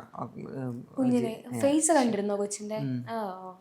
ഷി വാസ് ഓക്കെ, ബട്ട് കുറെ കഴിഞ്ഞപ്പോൾ ശരിക്കും എന്തോ സംഭവിച്ചായിരുന്നു? Actually it was a normal birth. പക്ഷെ എന്നാലും ഐ തിങ്ക് ലേറ്റർ ഓൺ ഞാൻ അറിഞ്ഞത് അവര് കുറച്ച് ഡിലേ ചെയ്തു എന്നാണ്. ഡോക്ടർ വരാൻ ലേറ്റ് ആയി ഡെലിവറി. അപ്പോൾ അകത്തിരുന്ന് തന്നെ എന്താ പറയുക, എക്സ്ഫിക്ഷിയേഴ്സ് അങ്ങനെ എന്തോ ഒരു സംഭവം പറയില്ലേ, she took out lot of mucus inside her lungs. അത് അറിഞ്ഞില്ല. അപ്പോൾ കുറെ യെല്ലോ ആയി. പിന്നെ after some time she couldn't survive. അല്ല, അത് ഹോസ്പിറ്റലിന്റെ പ്രശ്നമായിരുന്നോ അതോ അതിന് കംപ്ലൈന്റ്? അത് അവര് പിന്നെ പറയില്ലല്ലോ, പിന്നീടാണ് ഡിലേ അങ്ങനെ വന്നു ഇങ്ങനെ വന്നു അങ്ങനെ. So I couldn't. അപ്പൊ ആ ന്യൂസ് എന്റെ കയ്യിൽ എന്റെ ചേട്ടനൊക്കെ വന്ന് എന്റെ അടുത്ത് പറയുമ്പോഴും I'm in my room. അപ്പൊ ഇവള് they took her to the incubator അങ്ങനെയൊക്കെ കൊടുത്തിട്ട് ചെയ്യാനൊക്കെ പോയി. They said you have to take her to another hospital, oxygen ഒക്കെ കൊണ്ടുപോയി. Suddenly I'm just seeing they coming and telling me she is gone. അല്ല, ഒന്നും പറഞ്ഞില്ല എൻ്റെ അടുത്ത്. അവരുടെ മുഖം കണ്ടിങ്ങനെ വന്നപ്പോഴേ ഞാൻ നോക്കിട്ട് പോയില്ലേ. I was literally like this. എന്നിട്ട് ഇങ്ങനെ അന്ന് ഞാൻ കരഞ്ഞിട്ടേ ഇല്ല. I think for a few days I had not cried. And എനിക്കും പേടിയായി. അപ്പൊ അവർക്കൊക്കെ പേടിയായി, അമ്മയ്ക്കൊക്കെ. ബിക്കോസ് ഇവളെന്താ ഒന്നും ഫീലിംഗ് ഇല്ലാത്ത, കരച്ചിലില്ല. ബിക്കോസ് അതാ പറഞ്ഞ ആ സമയത്ത് തൊട്ട് എനിക്ക് പിന്നെ എപ്പോഴും ഇങ്ങനത്തെ സിറ്റുവേഷൻസ് വരുമ്പോൾ I never use to cry. എനിക്ക് തോന്നുന്നു ഇപ്പൊ പറഞ്ഞ മരവിച്ചു പോയെന്നുള്ളൊരു അവസ്ഥയിലായിരുന്നു. അതാണ് ആദ്യം എനിക്കിപ്പോൾ അതിനെക്കുറിച്ച് ചിന്തിക്കുമ്പോൾ that is how sort of എൻ്റെ മൈൻഡിൽ അങ്ങനെ ഒരു ആർമർ വന്നു എന്ന് തന്നെ പറയാം. Suddenly my body just I think just protected me like that. ആ സമയത്ത് കരയരുത് എന്നോ എന്തെങ്കിലും, I don't know how it works. ഞാൻ കരഞ്ഞില്ല. So that was also bad. ആ സമയത്ത് സോഷ്യൽ മീഡിയ ഒന്നും ആക്റ്റീവ് അല്ല ഒട്ടും. ന്യൂസ് പേപ്പേഴ്സ് മാത്രമേ ഉണ്ടായിരുന്നുള്ളൊരു ടൈമാണെന്നാണ് എൻ്റെ ഒരു അറിവ്. ആ സമയത്ത് പോലും സൈബർ ബുള്ളിങ്, സൈബർ അറ്റാക്ക് നേരിട്ടൊരു വ്യക്തിയാണ് ചേച്ചി. എനിക്കൊന്ന് കുറേ അനാവശ്യ വിവാദങ്ങളൊക്കെ എഴുതി ഒക്കെ. അപ്പം ഈ വിവാദങ്ങളൊക്കെ എങ്ങനെയാണ് ആ സമയത്ത് ഫേസ് ചെയ്തത്? മോസ്റ്റ് ഓഫ് ദ ടൈം ഞാൻ ഇഗ്നോർ തന്നെയായിരുന്നു ചെയ്തത്. ഇനീഷ്യലി എനിക്ക് ഭയങ്കരമായിട്ട് ഫീൽ ചെയ്യാം. കാരണം നമുക്ക് അതിനെ യൂസ്ഡ് അല്ലല്ലോ.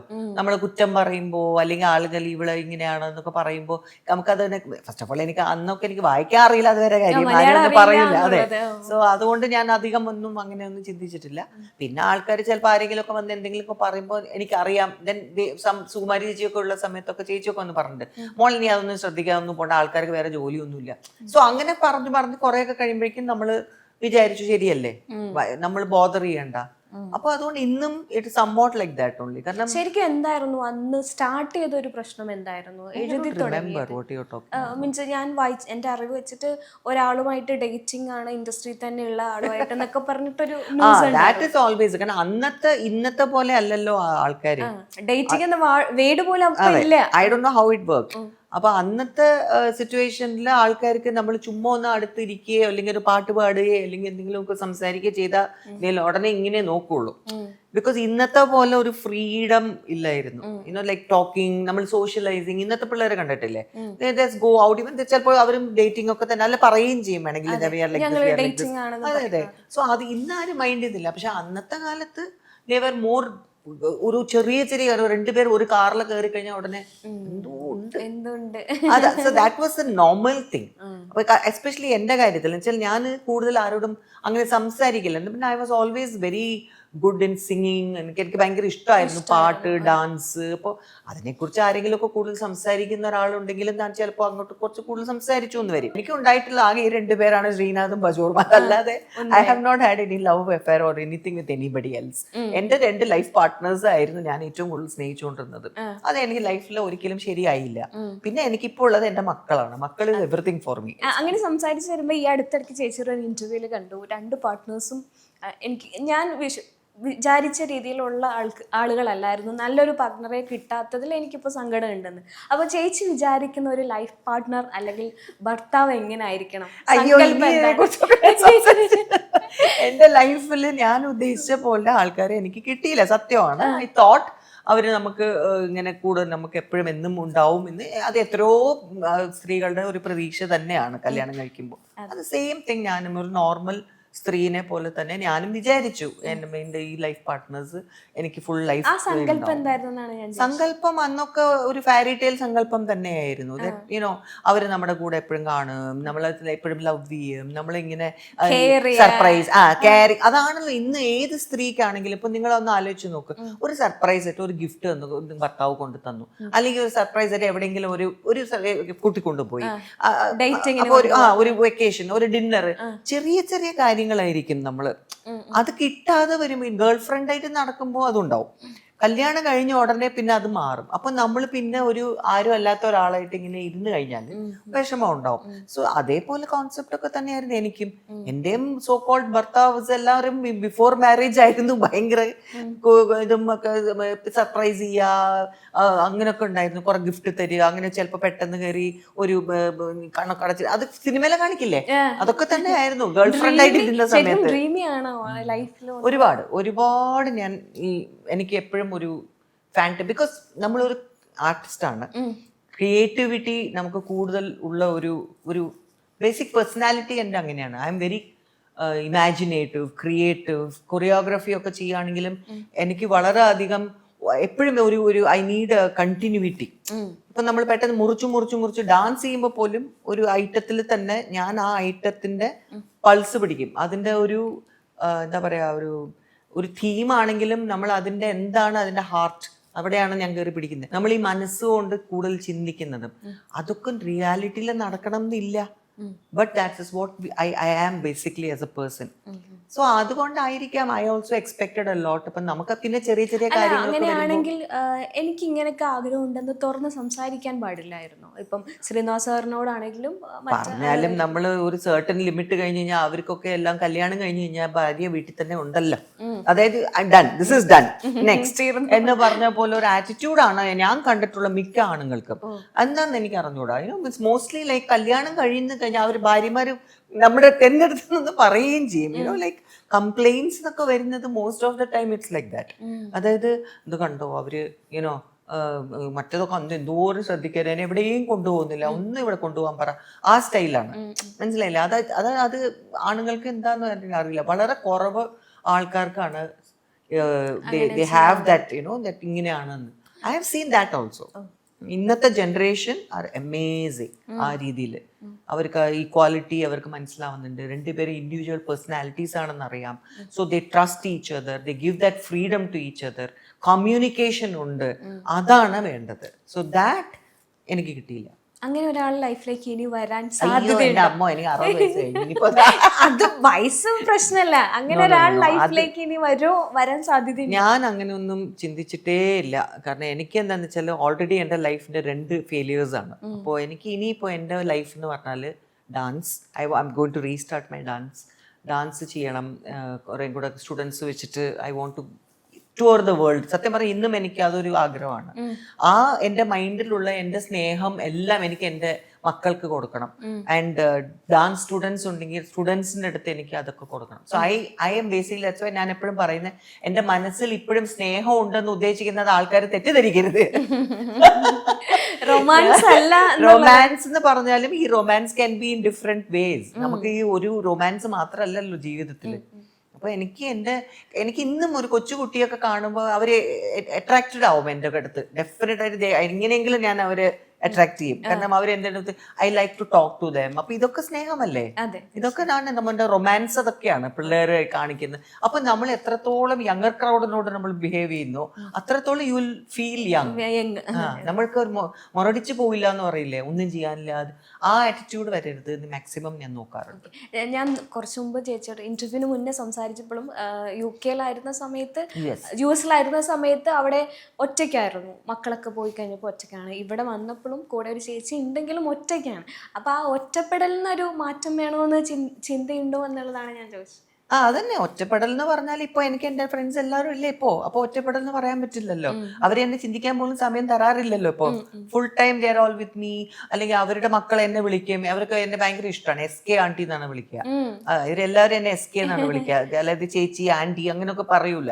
അപ്പൊ SK ആന്റി പിള്ളേരെ വിളിക്കുന്നത്. അപ്പൊ അവര് എന്നെ അത്രയ്ക്ക് സ്നേഹം കൊടുക്കും. അപ്പൊ എന്റെ പിള്ളേര് ഞാൻ ഡെയിലി സംസാരിക്കും അവരോട്. അപ്പൊ ഇവരെല്ലാവരും ഒരു സെക്കൻഡ് ആകുമ്പോഴേക്കും ആന്റി ഇപ്പോ വാ എന്ന് പറഞ്ഞാൽ അവർ വീട്ടിൽ വരും. എന്നിട്ട് വന്നിട്ട് പിന്നെ എന്തെങ്കിലും ആഹാരം കൊണ്ട് കഴിക്കുക, നിങ്ങൾ ഒരുമിച്ചിരുന്ന് ആഹാരം കഴിക്കും, തമാശ പറഞ്ഞുകൊണ്ടിരിക്കും. So that is always there. We go for a trip. അവരുടെ ഒരു last year also we went to Bangkok. ഞങ്ങൾ ഒരു ഫാമിലി ആയിട്ടാണ് പോയിട്ട് വന്നത്. സോ അങ്ങനെ ഒരു സോഷ്യലൈസിങ്, അങ്ങനെ ഒരു ഫ്രണ്ട്ഷിപ്പും ഉള്ള സമയം വരെ I don't think I will have that feeling of ഇനി സിംഗിൾ ആയിട്ട് തുടരാം എന്നുള്ളതാണ്. ഫോർ നൗ എനിക്ക് അറിയാം അതേ പറ്റുള്ളൂ നമ്മുടെ ലൈഫിന്റെ. ഇപ്പൊ I M not thinking about anything else. എനിക്ക് എൻ്റെ ഇതെല്ലാം തന്നെയാണ് എൻ്റെ റൊമാൻസ്, എൻ്റെ ലൈഫ്, എൻ്റെ dance. That is going to be my ultimate aim. ഏറ്റവും റൊമാൻറ്റിക് ആയിട്ട് കേൾക്കുന്ന ഒരു പാട്ട് ഏതായിരിക്കും? എനിക്ക് മിക്ക മെലഡി സോങ്സ് എല്ലാം തന്നെ എനിക്ക് ഭയങ്കര ഇഷ്ടമാണ് കേൾക്കാൻ. ഇൻഫാക്ട് ഈവൻ ഇംഗ്ലീഷ് സോങ്സും ഞാൻ കേൾക്കും. സോ ഇൻഫാക്ട് ലേറ്റസ്റ്റ് ഞാൻ പഴയ പാട്ടാണെങ്കിലും ഈ ബ്രെന്റ് മോർഗൻ എന്ന് പറഞ്ഞിട്ട് ഒരു സിംഗർ ഉണ്ട്. പുള്ളിയുടെ ഒരു അമേരിക്കൻ ബ്യൂട്ടിഫുൾ സോൾ എന്നൊരു പാട്ട്. Such a beautiful song. ഇപ്പൊ ഏറ്റവും റൊമാൻറ്റിക് ആയിട്ട് ഇരിക്കുമ്പോ ഒരു തമിഴ് മലയാളം സോങ് കേൾക്കുകയാണെങ്കിൽ എനിക്ക് കൃഷ്ണന്റെ പാട്ടുകൾ കേൾക്കുമ്പോഴാണ് കൂടുതൽ റൊമാൻസ് മൈൻഡിൽ. കാരണം എനിക്ക് കണ്ണൻ എന്ന് പറഞ്ഞാൽ എന്റെ എല്ലാമാണ്. എനിക്ക് എന്റെ ഇൻഫാക്ട് അത് കണ്ടിട്ടുണ്ടാവും. ഞാൻ ഹൗസ് വാമിങ്ങിന് എന്റെ വീട്ടിനകത്ത് കയറുമ്പോ ഒരു കുഞ്ഞിയൊരു കണ്ണനുണ്ട് എന്റെ അടുത്ത്, കൃഷ്ണന്റെ. അത് എന്റെ മക്കള് എനിക്ക് തന്ന ഗിഫ്റ്റാണ്. അപ്പൊ അവര് എന്റെ കൂടെ ഹൗസ് വാമിങ്ങിൽ ഇവിടെ ഇല്ലായിരുന്നു. അപ്പൊ അവരെ ഞാൻ റെപ്രസെന്റ് ചെയ്തിട്ടാണ് ഞാൻ കൃഷ്ണന്റെ എന്റെ കയ്യിൽ വെച്ചിട്ടാണ് വിളക്കും പിടിച്ചിട്ട് ഞാൻ വീട്ടിനകത്ത് കയറുന്നത്. സോ അപ്പൊ എനിക്ക് കൃഷ്ണന്റെ പല ഭജൻസ് ആയാലും ഏത് പാട്ട്, ഇപ്പൊ മീരാ ഭജൻസ് ഒക്കെ കുറെ ഉണ്ടാവും. അത് വേണമെങ്കിൽ ഞാൻ ഒരു ലൈൻ പാടാം. That is what gives me that peace. പ്യാരേ दर्शन दीजो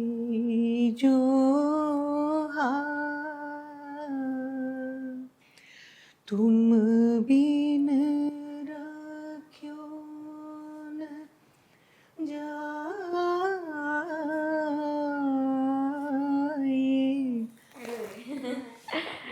നമ്മളിപ്പം അസോസിയേഷൻ്റെ ഭാഗമായിട്ട് നമ്മൾ കണ്ട സമയത്താണ് ഈ ഇൻ്റർവ്യൂ വരെ എത്താനായിട്ടുള്ള കാരണം അതാണ് ആയത്. അമ്മ അസോസിയേഷനായിട്ട് ഭയങ്കര ആക്റ്റീവായിട്ട് നിൽക്കുന്ന വ്യക്തിയാണെന്ന് തോന്നുന്നു അല്ലേ? എങ്ങനെയാണ് അത്തരം അസോസിയേഷൻ്റെ സൗഹൃദങ്ങളെ കാണുന്നത്? ഫസ്റ്റ് ആൻഡ് ഫോർമോസ്റ്റ് ലൈഫ് മെമ്പറാണ് ഞാൻ. അമ്മ അസോസിയേഷൻ തുടങ്ങിയ സമയം തൊട്ടേ ഞാൻ അതിൻ്റെ ഒരു മെമ്പറാണ്, ലൈഫ് മെമ്പറാണ്. സോ നാച്ചുറലി അന്നത്തെ അമ്മ അസോസിയേഷൻ എങ്ങനെ ആയിരുന്നോ അന്നത്തെ ആൾക്കാരൊക്കെ ആയിട്ടുള്ള ഒരു സൗഹൃദം ഒക്കെ ഉണ്ടായിരുന്നത് പോലെ തന്നെയാണ് നമ്മൾ ഇന്ന് വരെ അത് നടക്കുന്നുണ്ടെങ്കിൽ ദാറ്റ് ഫ്രണ്ട്ഷിപ്പ് ഹെൽപ്സ്. അപ്പൊ ഓഫ്കോഴ്സ് ഒത്തിരി പേരില്ല. അപ്പൊ മുരളിച്ചേട്ടനൊക്കെയാണ് അമ്മ പേരിട്ടതും ഒക്കെ. മുരളിച്ചേട്ടനുമായിട്ടൊക്കെ നമ്മൾ അഭിനയിച്ചിട്ടുണ്ട്. ചേട്ടൻ്റെ ഒക്കെ ഒരു ഡെഫിനറ്റ് ആയിട്ട് അതിലൊരു കോൺട്രിബ്യൂഷൻ ഒക്കെ ഉണ്ടായിട്ടുണ്ട്. സോ അങ്ങനെയൊക്കെ നോക്കുകയാണെങ്കിൽ നമ്മൾ അമ്മ അസോസിയേഷൻ്റെ ഒരു ഭാഗമാണെന്ന് പറയാൻ ഒരു സന്തോഷമുണ്ട്. പിന്നെ കാരണം ചുമ്മാ നമ്മളൊരു പടത്തിൽ വന്നു അഭിനയിക്കുന്നു പോകുന്നു എന്ന് മാത്രമല്ലാതെ നമുക്ക് ഒരു കുടുംബം ഉണ്ട് എന്നൊരു ഫീലിംഗ് തീർച്ചയായിട്ടും ഉണ്ട്. സോ അതുകൊണ്ട് ഇലക്ഷൻ ഒക്കെ നടക്കാൻ വേണ്ടി പോവാണ്. അപ്പൊ ചേച്ചിയുടെ ഒരു ആഗ്രഹം ആരൊക്കെ മുൻനിരയിലേക്ക് എത്തണം എന്നുള്ളത്? സത്യം പറഞ്ഞ പോളിറ്റിക്സ് ബേസിക്കലി ഞാൻ എഗൻസ്റ്റ് ആണ്. എഗൻസ്റ്റ് മീൻസ് എനിക്ക് അതിനെക്കുറിച്ച് ABC അറിയില്ല. പിന്നെ അമ്മ അസോസിയേഷന്റെ എന്നോടും പറഞ്ഞിട്ടുണ്ട് കുറെ പേരിങ്ങനെ നിൽക്കണം എന്നൊക്കെ. ബട്ട് ഐ ബേസിക്കലി അതിനൊരു മത്സരിക്കാനൊക്കെ. അപ്പൊ ഞാൻ എനിക്ക് അതിനെക്കുറിച്ച് എന്നും അറിഞ്ഞുകൂടാ.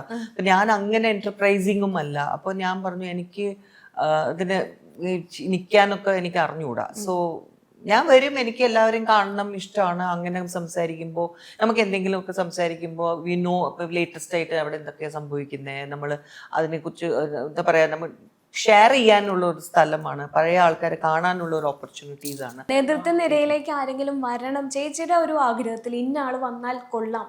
ഇല്ല, ഞാൻ അങ്ങനെ ഒന്നും ചിന്തിച്ചിട്ടില്ല. നോ, ഐ ജസ്റ്റ് നോ ഇപ്പോ for now Mohanlal being A president is perfect act.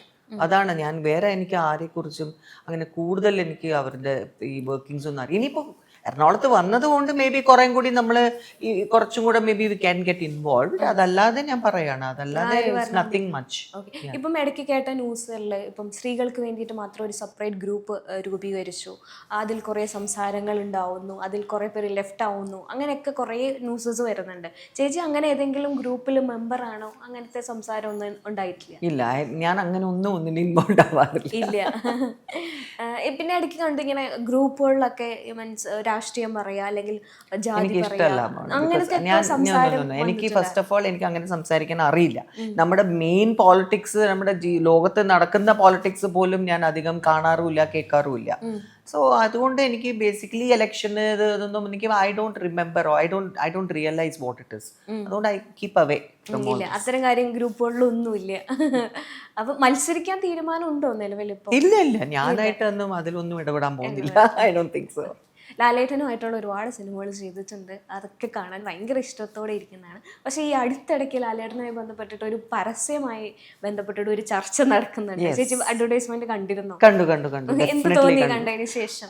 അതിനെക്കുറിച്ച് ആൾക്കാർ ഇങ്ങനെ സംസാരിക്കുമ്പോൾ നാച്ചുറലി ക്യൂരിയോസിറ്റി ആയിരുന്നു. ഇതെന്താ, അത് മോഹൻലാലിനെ വെച്ചിട്ട് ഒരു പരസ്യം ഇങ്ങനെ ജ്വല്ലറി ആഡ് ചെയ്യുന്നു. അപ്പൊ നമ്മുടെ മൈൻഡിലെ മലബാർ ഗോൾഡിന്റെ ഒക്കെ ചെയ്ത് അപ്പൊ അങ്ങനെ വല്ല ആയിരിക്കും എന്നൊക്കെ ഐ ജസ്റ്റ് സോ ഇറ്റ്. അത് കണ്ടപ്പോഴാണ് ഇറ്റ് വാസ് ലൈക്ക് ഭയങ്കര ഇമ്പാക്ട്ഫുൾ ആയിട്ട് തോന്നി. എന്ന് വെച്ചാൽ ഒരിക്കലും നമുക്ക് എല്ലാവർക്കും അറിയാവുന്ന ഒരു കാര്യമാണ് മോഹൻലാൽ ഒരു കംപ്ലീറ്റ് ആക്ടറാണ്. പക്ഷെ ഞാനൊക്കെ പണ്ട് മുതൽ ലാലിന്, അതായത് ഇൻട്രൊഡക്ഷൻ സമയത്ത് എന്ന് പറയാം, ഞാനും ലാലും ഒക്കെ ഒരുമിച്ച് ഞങ്ങൾ ഇൻഡസ്ട്രി വന്നവരാണ്. അപ്പോൾ അന്നൊക്കെ വളരെയധികം ഷൈയും ആയിട്ടുള്ള ഒരു ക്യാരക്ടറായിരുന്നു മോഹൻലാൽ എന്ന് പറയുമ്പോൾ തന്നെ. സ്ക്രീനിന്റെ മുമ്പിൽ കാണുന്ന മോഹൻലാലേ അല്ല നമ്മൾ ബാക്ക് സ്ക്രീനിൽ, I mean behind the camera. വളരെ ഷൈ ആണ്, അധികമൊന്നും ആരോടും സംസാരിക്കില്ല, എപ്പോഴും ഇങ്ങനെ ആ ഒരു ചിരി ഇതൊക്കെ ഉണ്ടായിരുന്നുള്ളൂ. അപ്പോൾ ആ മോഹൻലാലാണ് ഇന്ന് ഇവിടെ ഈ സ്റ്റേജിൽ എത്തിയിട്ടുണ്ട് വിത്ത് ഹിസ് ഹാർഡ് വർക്ക് എന്ന് പറയുമ്പോൾ നമുക്ക് ഒരു പ്രൈഡ് ഫീൽ ചെയ്യാറുണ്ട്. അപ്പോൾ ഞാൻ അന്നും ഒരു ഇതിൽ പറഞ്ഞിട്ടുണ്ട്, മോഹൻലാൽ എന്ന ഒരു ആക്ടറിന് നമ്മൾ നേരിട്ട് അഭിനയിക്കുമ്പോൾ കാണുമ്പോൾ ചിലപ്പോൾ നമുക്ക് തോന്നും എത്ര ഈസി ആയിട്ട് അങ്ങനെ എന്തോ ചെയ്തിട്ട് പോയി എന്ന്. അപ്പോൾ നമ്മളും അഭിനയിക്കുന്നു, അത് കഴിഞ്ഞിട്ട് പിന്നെ നമ്മൾ സ്ക്രീനിൽ കാണുന്നു, നമ്മുടെ അഭിനയമൊക്കെ ഫുഫ് എന്ന് പറഞ്ഞ് പോകുന്നതാണ് മോഹൻലാലിൻ്റെ അഭിനയത്തിന് മുമ്പ്. ബിക്കോസ് നമ്മൾ നേരിട്ട് അഭിനയിക്കുമ്പോൾ നമുക്ക് എക്സ്പ്രഷൻസ് അത്രയ്ക്കും ഫീൽ ചെയ്യില്ല, പക്ഷെ ആ ഇമ്പാക്ട് സ്ക്രീനിലാണ് ഉണ്ടാവുന്നത്. Because he talks with his ഐസിൽ സംഹൗ ഒരു മീനിങ്, ആ ഒരു എക്സ്പ്രഷൻ, ആ ഒരു ഇമ്പാക്ട് കൊണ്ടുവരുന്ന ഒരു ആക്ടറാണ് മോഹൻലാൽ. സത്യം പറഞ്ഞാൽ ഞങ്ങളൊക്കെ ഞാൻ എസ്പെഷ്യലി കുറേയൊക്കെ അതിൽ നിന്ന് ഞാൻ പഠിച്ചിട്ടുണ്ട് മോഹൻലാലിൻ്റെ പെർഫോമൻസസിൽ നിന്നും ഒക്കെ. സോ അതാണ് ഞാൻ ഈ അഡ്വർടൈസ്മെന്റ് കണ്ടപ്പോൾ വിസ്മെര സംതിങ് അല്ലേ അത്. അപ്പോൾ ഞാൻ ജ്വല്ലറി ആഡെന്ന് പറഞ്ഞപ്പോൾ ഞാൻ കണ്ടു. അത് കണ്ടുകൊണ്ടിരിക്കുമ്പോൾ തന്നെ ഓട്ടോമാറ്റിക്കലി ഐ എം ലൈക്ക്, ഇത് വെയിറ്റ് ഇതെന്താണ് ഒരു ചെറിയൊരു ഡിഫറെൻ്റ് ആയിട്ടിരിക്കുന്ന ഒരു ആഡ് ആണല്ലോ എന്ന് പറഞ്ഞു. ബിക്കോസ് സാധാരണ നമ്മൾ കാണുന്നത് ഒരു സ്ത്രീകളാണ് നെക്ലസ് ഇടുന്നതും ഒക്കെ നമ്മളിങ്ങനെ കാണുന്നു. ഇത് ഞാൻ കാണുമ്പോൾ മോഹൻലാലിന്റെ എക്സ്പ്രഷൻസ് വെച്ച് നോക്കുമ്പോൾ you really feel that thrill. ഞാനത് എനിക്കിപ്പോഴും കാണുമ്പോൾ ഞാൻ ഇപ്പോൾ I think yesterday only I so it. അതിങ്ങനെ വന്നപ്പോ അതിലൊരു ഷോട്ടില്ലേ ലാസ്റ്റിൽ ഇങ്ങനെ വലിയ നെക്ലസ് ഇട്ടിട്ട് ഒരു ലൈക്ക് ലിറ്ററലി ഗോസ് ലൈക്ക് ഹാ എന്ന് പറഞ്ഞിട്ട് അത് കാണുമ്പോൾ നമുക്ക് ഓ എന്തൊരു ഭംഗിയാണ്, യുനോ ദാറ്റ് ഒരു ഫെമിനിറ്റി പ്രൊജക്ട് ചെയ്തിട്ടുണ്ട്. ആ grace when he shows his ring, അതൊക്കെ എന്തു രസമായിരുന്നു. ആ ലാസ്റ്റില് പിന്നെ വന്നു കഴിഞ്ഞിട്ട് അത് സ്ഥിരം നമ്മുടെ ലാലേട്ടന്റെ ചിരി. Oh my God, I think you will fall all over in love with him again. അതുപോലെയാണ് അത് എനിക്ക് ഇഷ്ടപ്പെട്ടത്. Such a beautiful ad, terrific. Okay. അപ്പം ലാലേട്ടനെയും ഇതുപോലെ നമുക്ക് എപ്പോഴും കണ്ടുകൊണ്ടിരിക്കാൻ പറ്റട്ടെ. കൂടത്തിൽ ചേച്ചിക്കും നിറയെ അവസരങ്ങൾ കിട്ടട്ടെ, വീണ്ടും നല്ല നല്ല കഥാപാത്രമായിട്ട് നമ്മുടെ മുന്നിലേക്ക് വരട്ടെ. ഓൾ ദി ബെസ്റ്റ് ചേച്ചി. Thank you so much. Thank you so much Simi. Thanks a lot.